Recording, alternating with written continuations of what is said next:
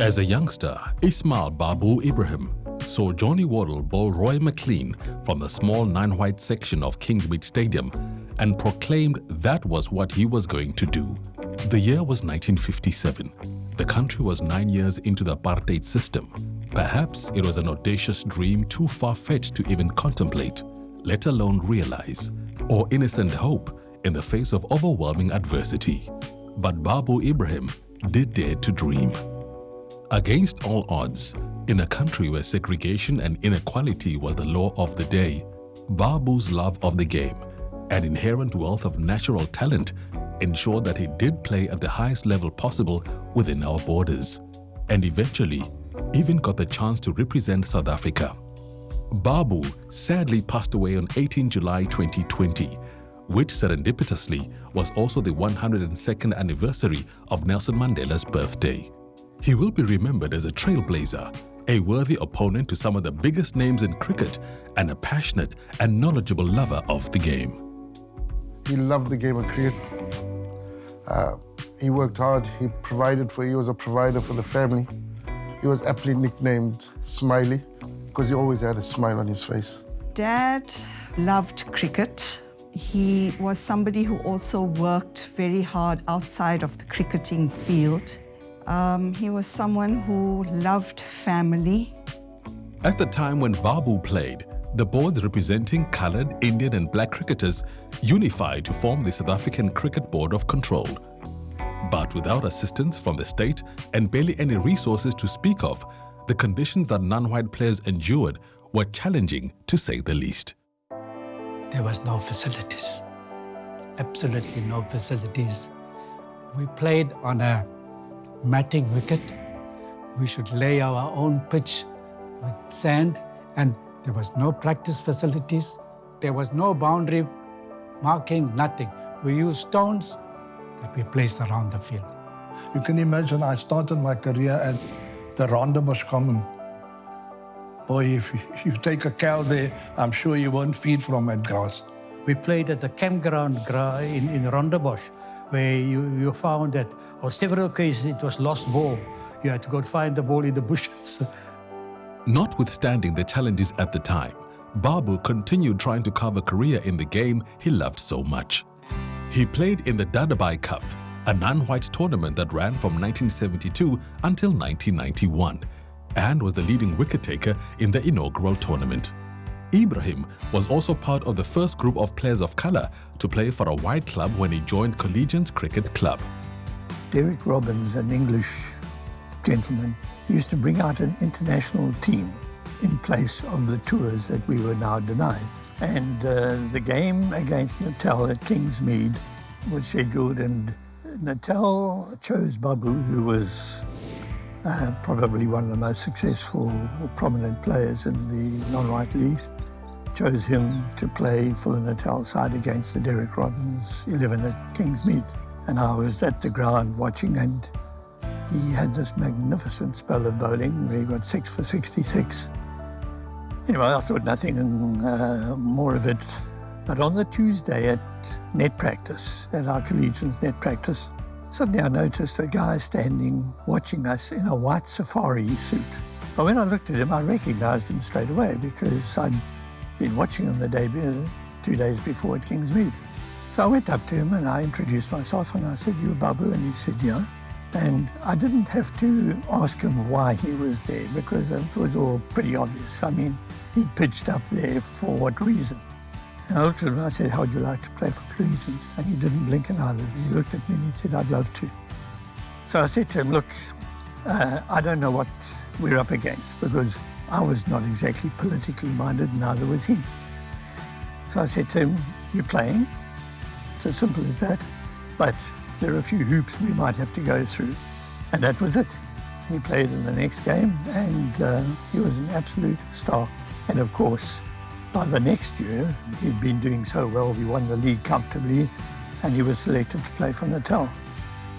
Baboo played for Redcliffe in the Central Lancashire Cricket League for one season And he also represented Natal in 48 first-class matches, taking 179 wickets at an impressive average of 21.33. He was an attacking bowler, left-arm spin, of course. And what always amazed me was if the batsman hit him for 6, guaranteed the next ball would be even higher, enticing him to have another go. He was probably one of our best left-arm spinners that we had at the time. I'm talking about the 70s, 60s and 70s. And he was very, very competitive. But also he was a very funny guy. And you can't help but like him. The political climate of the time was already beginning to change. And even though it would take more than a decade for the struggle against apartheid to finally succeed, it was the small changes that happened in the interactions between individuals that set the ball in motion. We were teammates. In those days, there was a lot of socializing after games. Baboo was a very jokey person, I would say. He was a very jokey person. And I could do with that a bit sometime, you know. Yeah, Baboo was amazing as far as mentoring, working together with him, coming together at the middle of the over, having a plan, discussing how he thought we should bowl to this guy, etc., etc. So he certainly had a massive input on my career, as did Grayson Heath. Baboo also represented the South African Invitational 11 against the International Wanderers at Kingsmead in 1976. He didn't get to bowl in the first innings, but returned 6 for 66 in the second, greatly helping his team to win the match. You know, in those days, we were not allowed to go to Kingsmead, but I remember sneaking in and seeing him take those 6 wickets against the International Wanderers. I remember one particular match. I watched this on television, and we were the family sitting around the TV at that time, black and white, might I add. He took this remarkable catch on the boundary. That moment stands out in particular. 1976, that's 6 for 66. Against the MCC, he got 15 for 43 in 31 overs. I mean, those were the remarkable figures he had. There was the Masters tournament in India, where he forged a great relationship with Clive Rice. He got the wickets of Gordon Greenwich and Viv Richards. He was a legend. He always spoke about the Lancashire League in the UK. He always wanted me, or wants me, to still go overseas to play in the Lancashire League or anywhere in the world, but he really, really enjoyed his season in the Lancashire League, Manchester. One can't help but speculate on how far Baboo's star would have soared given the opportunity. Having played with him, I think he would have played many a test for South Africa. I really thought he was special. There was no doubt he would have represented South Africa, without a shadow of doubt. And he could have been there for many a year. Had he played from his school days or his teen years or early 20s, there's no question he would have played for Natal, and there's no question he would have played for South Africa. He would have played for South Africa, undoubtedly. I think what set him apart from his peers was probably his passion for the game. To maintain your passion for the game for that length of time, and there's no doubt that even until his untimely passing, he would have carried on talking about cricket. So indelible is the mark that Baboo left in the lives of the people he played with, that they still vividly recall some of their fondest interactions with him decades later. Yes, I think the fondest memory was batting at the other end and doing my best not to have him run every time he hit the ball. That was a scary innings. I've never been so scared of being run out in my life.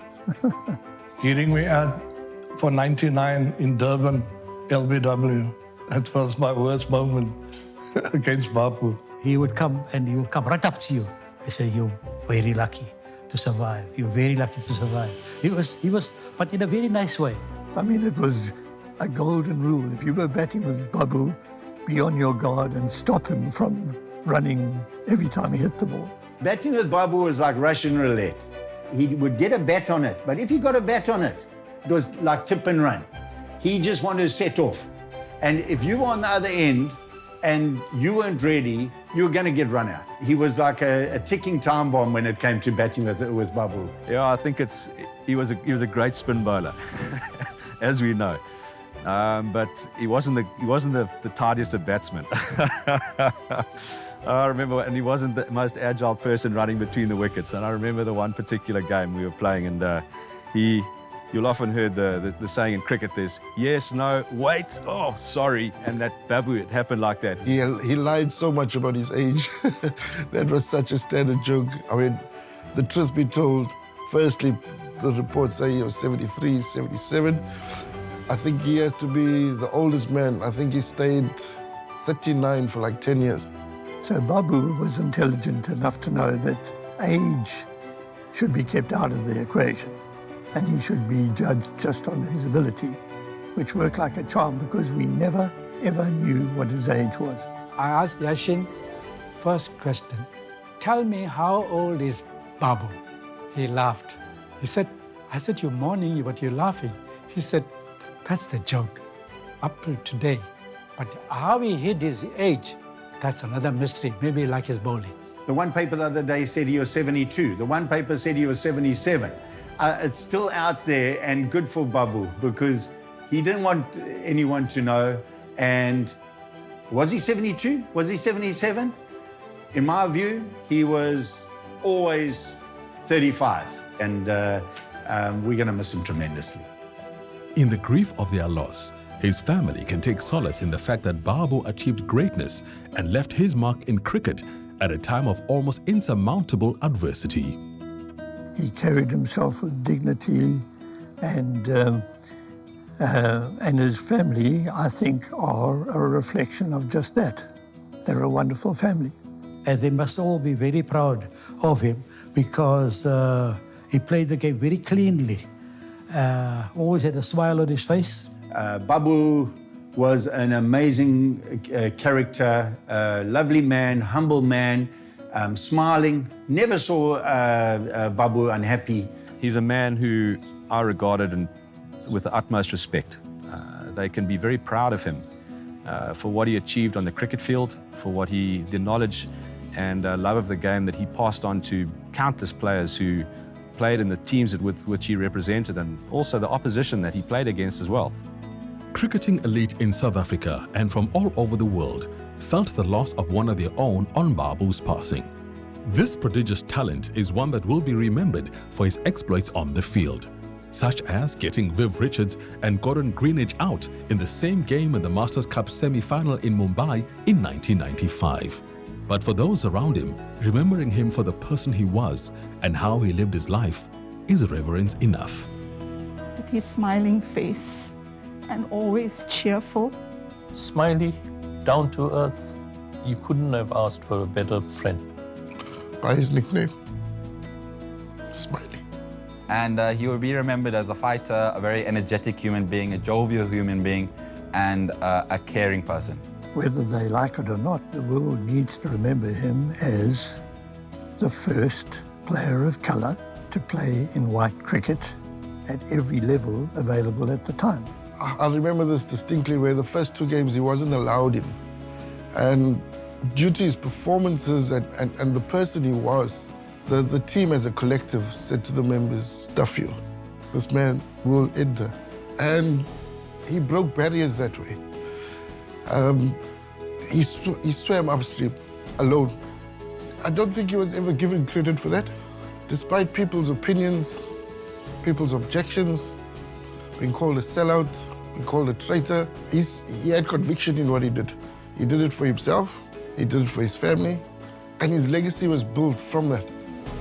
Cricket has suffered a great loss, but Ismail Ebrahim's legacy will endure, and his achievements and contributions will never be forgotten. Rest in peace, Baboo.